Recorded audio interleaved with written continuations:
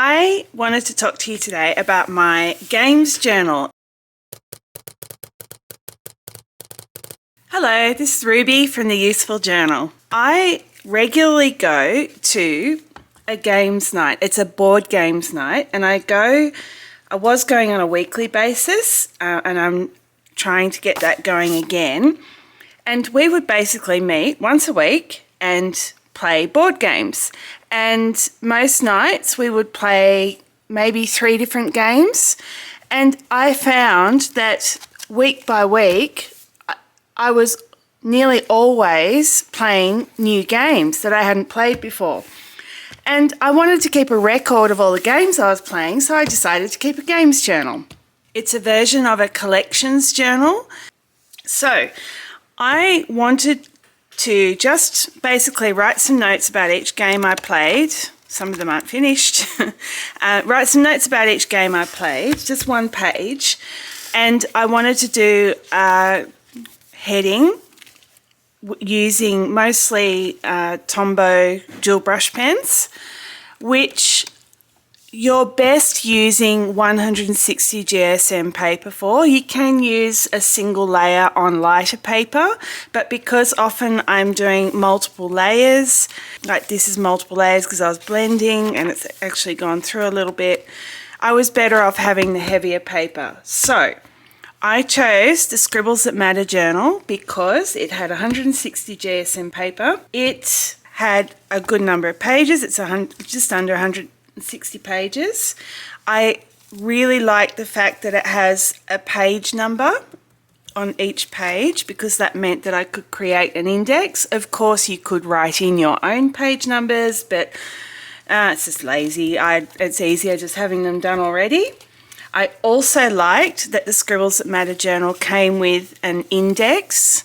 I also liked that this journal had the 4 index pages, which you'll see I've put a line through the middle of each one so that I get double the number of, it means I get an index line for every page of the journal.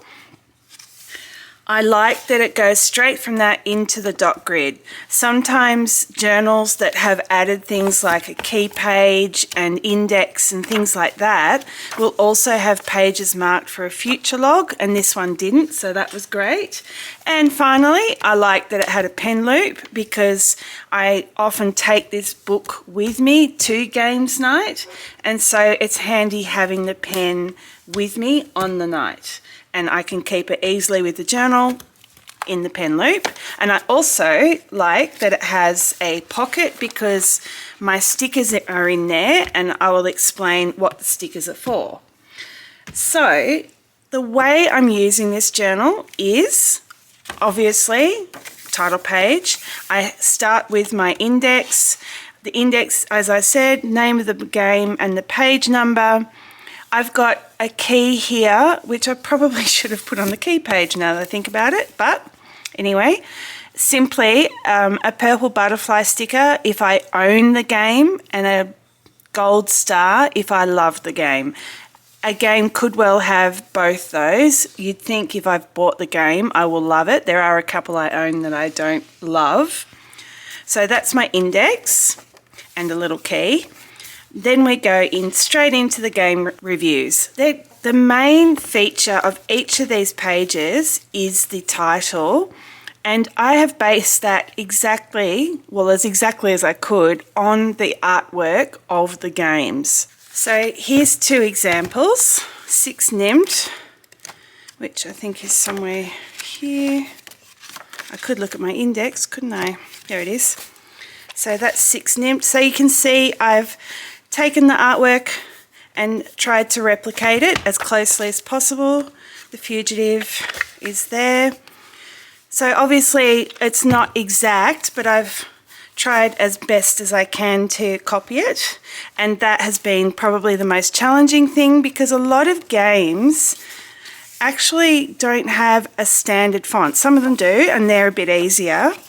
You get these ones that have quite artistic lettering, and then you've got others that actually have a bit of artwork involved, like that one. There's the Century has the fancy sea. So some of them, oh, look, this one's got a castle in it. So some of them are quite detailed and like unusual lettering because the creators have gotten, like, really loved their graphics.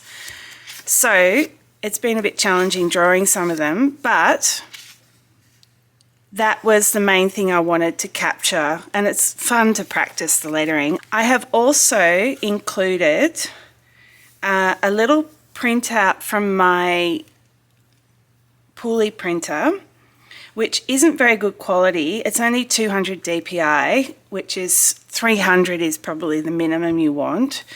But it's enough to I can kind of see what's going on. The idea of those little printouts was to kind of show what the game looked like when it was in play, so that it would help me remember what the game was about in addition to my notes.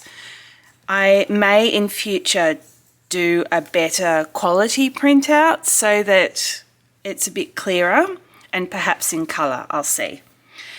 The next thing I've got on the page is some stats about the game. I talk about the type of game, how long it takes to set up, the play time, how easy the game is to learn, and whether I would play it again.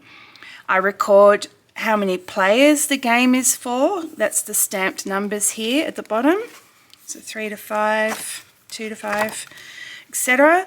And then I also record the dates that I've played the game. So an example, this one I've played quite a bit, so I've got 4 dates down there. Then I have a washi tape strip, and for each one I've done a wide washi tape and a narrow washi tape, and that was just a fun way to use my washi tapes, to be honest.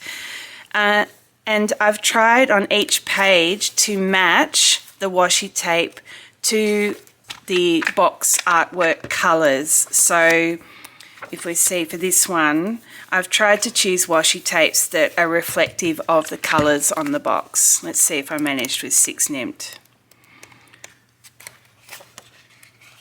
I really should have put it, oh, there it is. Yeah, well, it's pretty colourful, so I've chosen a colourful tape. And then I put my star for the ones that I love, and then I've got, so there's another one, and then I've got a purple butterfly for the ones I own. I like this game, but I don't love it. That's the difference there. This one I own and I love playing, so it gets both stickers, and that's why I keep the stickers in the back of the journal. And then finally, I record some notes that briefly run through the basics of how the game works, and I also note what I liked about the game. That's what I record about each game. Each one is 1 page worth. And then I've thought about doing trackers, but I'm not sure what I would track, to be honest, because I don't get to choose the games I play. I turn up at games night. I might take mine to play, but other people all bring theirs, and you never know what you're going to end up playing. And you can't exactly aim, unless you find out someone has a game that you're interested in trying, and you can say to them, look, can you bring that along so I can try it? You kind of just play whatever people bring. So, yeah, that's just the way it goes. So trackers, I don't know, like I could track the number of 2-player games I've played versus 3-player versus party games, but like what does that tell me? It's not really worth it, if you know what I mean. So I think I'm quite happy just having my little 1-page review. It's a bit like a reading journal. In many ways, but reading journals, obviously you're choosing a bit more, so you can probably, that's why you have more trackers and things. But I'm quite happy with how this is. It's very similar to my outdoors journal, in which I record the name of the place I went to, what activity it was, some little details, factoids, and then what happened. And then I include, in this one, I include a photo that I print on my sprocket. So it's got little photos in there. So I have my packing lists in here. So it's a similar thing, usually one page for each, unless it's been a big multi-day trip. And I just record details. So it's very similar kind of layout to that one. It's definitely an idea that is transferable to all sorts of things. Anything that you're trying out, lots of different things. I mean, you could do, lots of people that are into journaling are into stationery, and you could just have a review page for stationery you really like. You could have a review of the shops you really like and what you liked about them, what you bought there, things like that. It's up to you. When I finish this journal, so I'm currently about halfway. As you can see, I've got a bit of catching up to do. I'll talk about that in a minute. I'm getting there. So when I finish this journal, I am going to leave 4 pages at the back, because while this index is great, it's hard to find a specific game sometimes. So what I'm going to do is, when I finish the journal, I'll put an extra index at the back that lists them alphabetically, so that I can then easily find what page a certain game is on.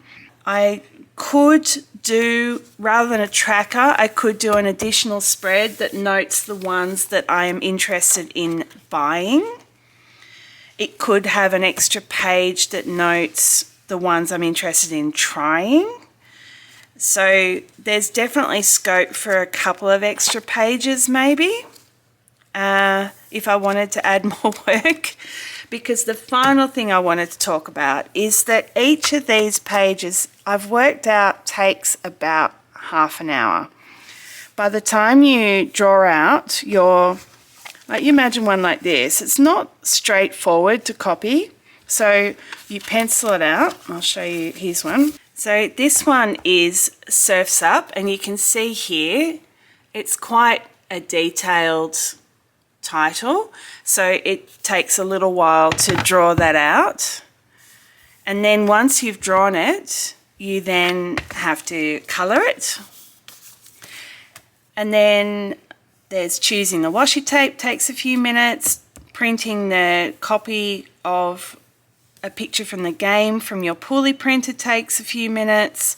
The stats, about half an hour a page is a rough estimate. Once you've done that, imagine you're playing an average of 3 games a week. You can see why I got behind, because that's an hour and a half a week on average that I've got to commit to keeping this up to date. And obviously sometimes I miss games night, so it's not every week, but it's a fair bit of work and it's a commitment. When you've got my outdoors journal, for instance, I'm generally not doing stuff every weekend. I imagine some people might be, but I'm not. So it's not so onerous to keep up with filling it out.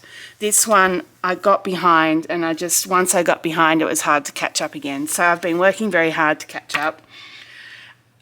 All I'm saying is that if you want to do a journal like this, really consider how much time it's going to take you, so that it's something that you can actually commit to, because it's kind of sad when you start doing a journal and then you don't end up continuing with it.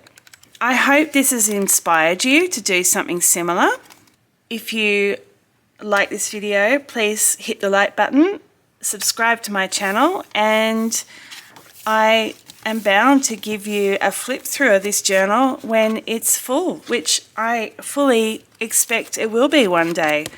So I'll see you then. Bye.